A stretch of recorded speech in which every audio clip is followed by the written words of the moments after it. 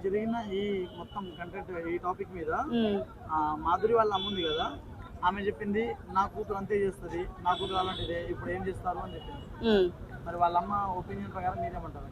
ఇప్పుడు తల్లే అలా మాట్లాడుతుందంటే ఇంకా నేనేం చెప్పాలో నాకు అర్థం కావట్లేదు. నా కూతురు అలాంటిదే అంటే అలాగే పోతుంది అని చెప్పేస్తుందా డైరెక్ట్గా?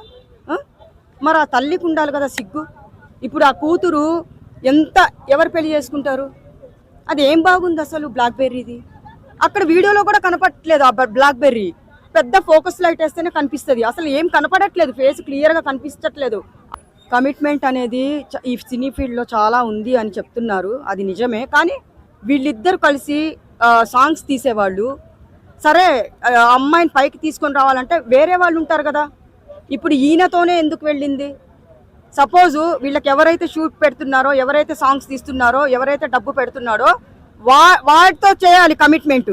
కానీ వీళ్ళిద్దరు సాంగ్స్ ఇద్దరు ఒకటయ్యారంటే ఇప్పుడు తప్పు ఎవరిది తప్పు?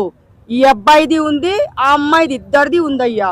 ఇక్కడైతే ఎక్కడో వేములవాడ, ఎక్కడ హైదరాబాద్లో కూడా కాదు పట్టుకుంది, వేములవాడలో పట్టుకున్నారు. ఇంకా నేనేం చెప్పదలుచుకున్నానంటే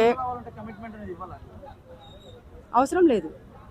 99 మార్గాలు ఉన్నాయి ఫేమస్ అవ్వాలంటే. నిన్న కూడా అదే చెప్పాను, 99 మార్గాలు. కొంతమంది ఎలా లొంగిపోతున్నారు తెలుసా? మాకు ఛాన్సులు కావాలి, జరుగుతుంది అదే. లోపల గూడుపుటాని ఎంత జరుగుతుందో నాకు తెలుసు. ఉండండి గూడుపుటాని ఎంత జరుగుతుందో నాకు తెలుసు. అలాంటిది కమిట్మెంట్ చాలా మంది లొంగిపోతున్నారు, జనాలకి జీవితాలు నాశనం చేసుకుంటున్నారు. మార్గం సంపాదించాలంటే ఒకటి కాదు, 99 మార్గాలు ఆ దేవుడు పెట్టాడు.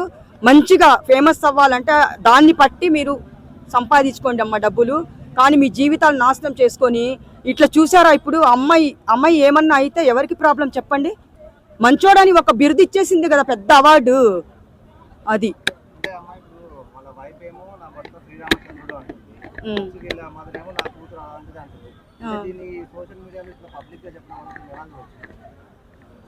పబ్లిక్గా నాకు మేము ఎన్నో మాట్లాడాము, ఎన్నో చూసాము.